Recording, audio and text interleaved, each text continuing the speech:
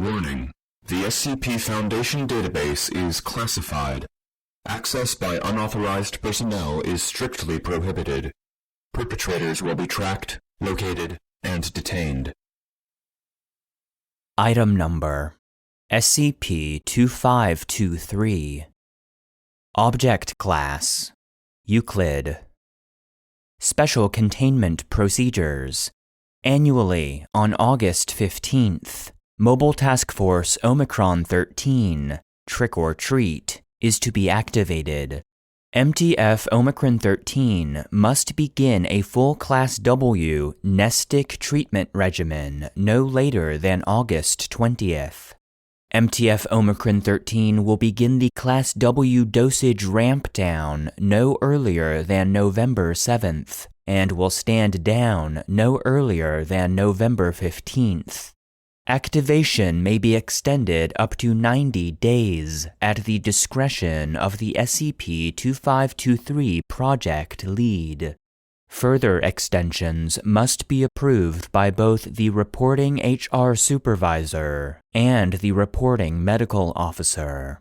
Beginning on October 1st, MTF Omicron 13 will conduct 24-hour observation of 8 sites affected by SCP-2523, designated SCP-2523A through H, which will include the easternmost and westernmost affected locations, as well as one additional site chosen in each U.S. time zone. On October 31st, 1 hour prior to local sunset, MTF Omicron 13 will deploy a 2-man contact team into each designated site.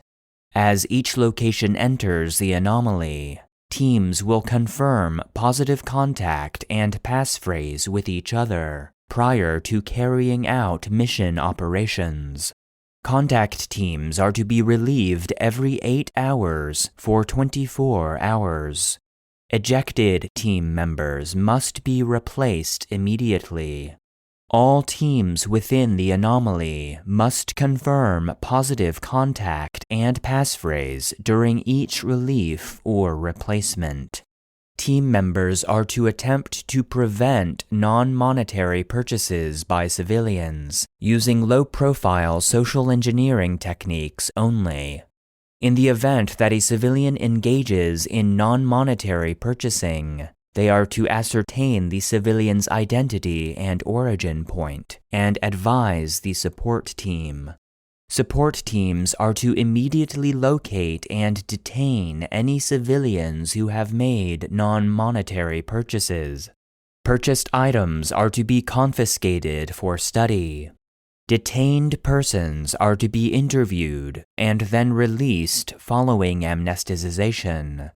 Ejected contact team personnel are to be immediately reclassified as Class E personnel, debriefed, and quarantined for 366 days at a location at least 50 kilometers from any key Foundation assets. Survivors may return to duty pending approval by the reporting medical officer. Currently, detention of SCP-2523-1 entities is not authorized. In the event that authorization is reinstated, entities are to be secured with restraints consisting of a minimum 75% iron by mass. Description: SCP-2523 is a phenomenon affecting seasonal Halloween costuming and decoration stores in the US and Canada from sunset on October 31st to sunset on November 1st. It is restricted to stores which are entirely seasonal and does not affect Halloween displays in more permanent businesses. While the anomaly is active, the affected locations become spatially co-located, regardless of geographic separation. Store interiors will overlay where sufficiently similar, e.g., similar display shelving will become a single shelf unit without duplication of products. Otherwise, the entire space expands as needed. Persons entering one location are able to physically interact with persons at all affected locations in real time and return to their place of origin when exiting. Note: the similarities between this phenomenon and SCP-1323, including the overlapping time frame, spatial distortion, the behavior of the entities within, and the nature of the exchanges, suggest that these may be highly correlated phenomena.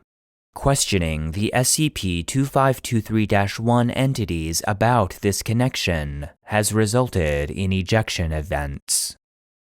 The affected locations remain open for the full 24-hour period, regardless of posted hours. At sunset, 4 to 6 entities designated SCP-2523-1 will appear and relieve all employees. Entities are diminutive humanoids, estimated to be between 0.8 and 1.2 meters in height, with a variety of chimerical features from various vertebrates, as well as limbs and extremities that vary in proportion. See Appendix A, SCP-2523-1, for additional detail. These entities carry out routine retail operations, except for attempting to persuade customers to make non-monetary exchanges.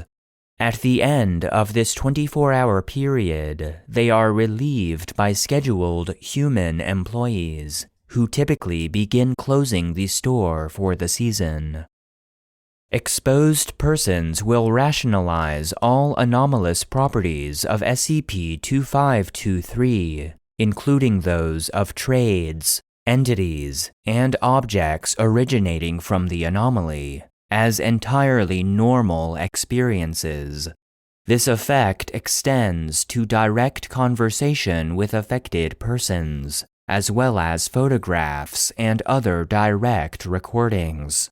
This is an antimimetic effect that Class W nestic treatment, combined with conscious reaffirmation of observed details, has been demonstrated to neutralize. When a customer attempts to purchase an item during the anomaly, SCP-2523-1 entities will attempt to persuade them not to use monetary means to purchase the item. Instead, the entity will ask for a trade. Entities have accepted physical objects as well as more abstract concepts as fair trades. This has included hair, personal abilities, years of life, children, illegal drugs, memories, and emotions. For a full list, see Appendix B, SCP-2523 Non-Monetary Exchange. If the customer insists on paying with money, the entity will, with visible reluctance, accept. Customers appear to have permanently lost the traded quality in all cases that it was testable. Any item acquired by non-monetary means will manifest significant anomalous properties. The following is a partial list. See Appendix B for the full list. Item: prosthetic vampire fangs. Anomalous properties. Wearer develops an uncontrollable desire to consume blood. Any vertebrate blood is accepted, as well as the ability to induce a state of extreme suggestibility via conversation. Exchanged for 30 grams of heroin. Item: a dark chocolate candy bar. Anomalous properties. After consuming the bar, The subject lost all interest in food and did not show any signs of starvation, despite consuming nothing else for 28 days. Exchanged for the memory of a childhood family trip. Item: 300 plastic spiders. Anomalous properties. Purchaser was inspired to consume the spiders. Following consumption of a spider, subject was able to excrete an otherwise non-anomalous living banded spider, Argiope trifasciata, from bodily orifices and direct it telepathically. Exchanged for the ability to sing. Item: sexy nurse costume. Anomalous properties. Wearer demonstrated markedly decreased sexual inhibitions, as well as increased attractiveness to others. Sexual partners reported mild anesthetic effects. Exchanged for an 8-year-old boy. Current whereabouts are unknown. Item: decorative trick mirror. Anomalous properties. Entities visible in mirror are deceased persons or pets known to the viewer. Exchanged for empathy. Item: bag of roasted pumpkin seeds. Anomalous properties. Seeds originate from SCP-097. Exchanged for a tattoo depicting the rank chevrons of a United States Navy Petty Officer First Class. Tattoo was removed without scarring. Addendum: ejection events. The first ejection event occurred during initial containment on November 1, 1999 at 01:10 hours, and is typical of all later ejection events. Agent Munyeni attempted to physically block the entrance to the anomaly. An SCP-2523-1 entity emerged and asked Agent Munyeni to leave. Munyeni refused and began to suffer significant full-body pain, which increased in intensity until he complied. Afterwards, Munyeni reported having bad luck, and statistical analysis determined that he and area redacted where he was stationed were suffering a significantly high number of unfortunate coincidences. This condition ended with his death in a car accident on January 25, 2000. It is suspected as a contributing factor in 17 injuries, 4 fatalities, and 1 Category 3 breach event at area redacted. Further testing has determined that this effect persists for 366 days. Once ejected, personnel are unable to re-enter the anomaly, even after the 366-day period has expired. Addendum: detention of SCP-2523-1 entity. Date: November 1st, 2001, 0200 hours. Interviewed: SCP-2523-1 entity with name tag reading Bobby Goodman. Interviewer: Agent Rossetti. Forward: on October 31st, 2001 at 2000 hours, MTF Omicron 13 agents abducted an SCP-2523-1 entity to Site-17 for questioning and containment. It is described as having canine ears, a primate muzzle, and disproportionately long arms and legs. See Appendix A for a full description. Entity was successfully secured with iron restraints. 3 Omicron-13 team members were ejected from the anomaly as a consequence of the operation. Begin log. So, Bobby, would you like to tell me about where you work? I don't work, human. I sell things. Tell me about the things you sell then.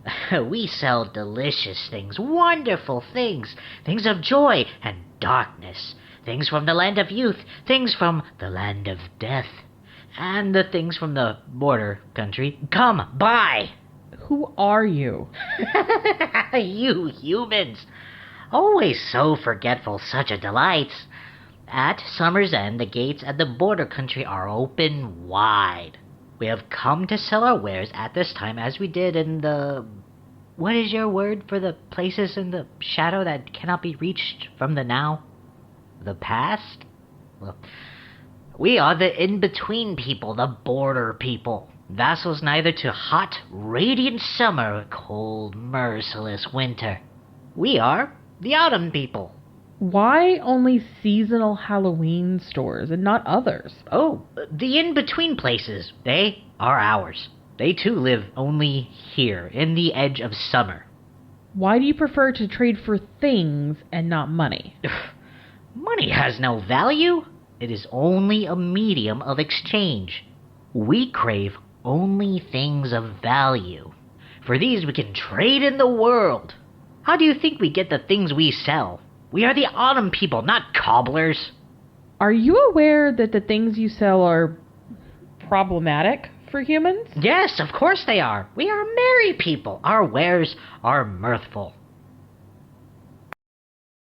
End log. Closing statement.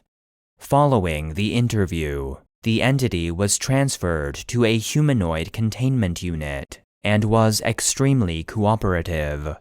At sunset on November 1st, 2001, the entity vanished from containment, leaving behind a crude doll made of rough, unworked oak sticks, clothing scraps, and mineral clay.